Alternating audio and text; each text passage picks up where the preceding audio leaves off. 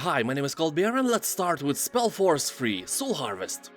This is a standalone expansion of Spellforce 3, meaning that you don't have to have the main game to play Soul Harvest. And the second great thing is that this is a separate story campaign that you can play without any knowledge about previous events in the Spellforce universe. So that being said, keep in mind that this is not just an RTS game, but an RPG as well, because you will create heroes, they will gain skills, experience, and so on. Quite similar of Warcraft 3's Rexxar campaign, but with more depth. You will roam around the huge maps during various missions, and a lot of those missions will include RTS elements we all know, building barracks, farms, shrines, and stuff like that to train more units, and then use them for pillaging the rest of the map. Humans, orcs, elves, dwarves, and dark elves are available to choose from, so this is not a small tiny cute game that is just a fraction of original Spellforce. No, it will burn about 20 hours of your boring lifetime, and for this price it's more than fair. Battlefleet Gothic Armada 2. This game still smells like paint, and if you like epic space battles, this may be your jam. Game is not small by any means. It includes 12 factions and 3 extensive campaigns that will take about 40 hours to finish. People on Steam are talking that the gameplay itself is great, and the tactical naval spaceship battles are really entertaining to plot, strategize, and then rage on. But quite a few people are complaining about constant crashes of the game. Some of them can't go past even the first intro cinematic, so it seems that buying this game might be a gamble. Anyway, 72% of the reviews are positive, so here your chances of winning are way better than gambling in the actual casino. Total War Warhammer 2.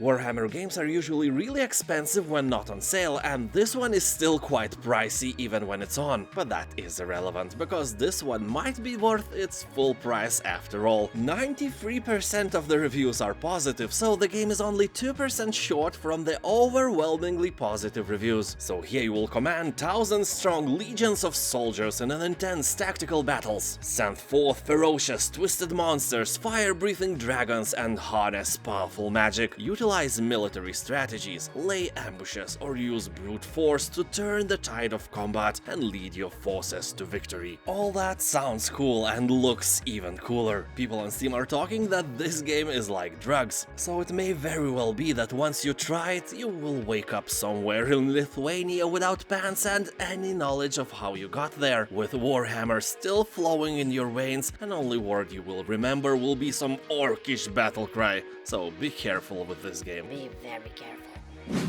Northgard. This is an RTS game based on Norse mythology in which you play as a clan of Vikings trying to take control of the mysterious newfound continent. Game has a decent campaign with a pretty good story. It includes survival, economic and military aspects, and people on Steam are talking that this is a really addictive game. Not like drugs though, so no waking up pantless in Lithuania for you this time, but raiding helpless villages and battling monsters will entertain you for hours. To be exact, the main story will take about 14 of them to complete, but the game has some DLCs released, so if you like it, you can prolong the pleasure with, power of your money. Halo Wars Definitive Edition. Game includes improved graphics, new achievements, and all the DLC from the original game. So here you can experience the campaign or compete on online multiplayer battles with armies of powerful Halo forces at your command. It is a surprisingly solid traditional base building RTS, although due to its lack of the depth and content, it probably won't win the hearts of many CNC and StarCraft veterans, but at the same time it will entertain you no matter what. It's like potato salad. It may be cold and from yesterday, but it's still more delicious than freshly boiled broccoli, although maybe that is a bad comparison because even freshly boiled shoes are probably more tasty than this tasteless vegetable. Ugh. Homeworld Remastered Collection and Deserts of Karak bundle.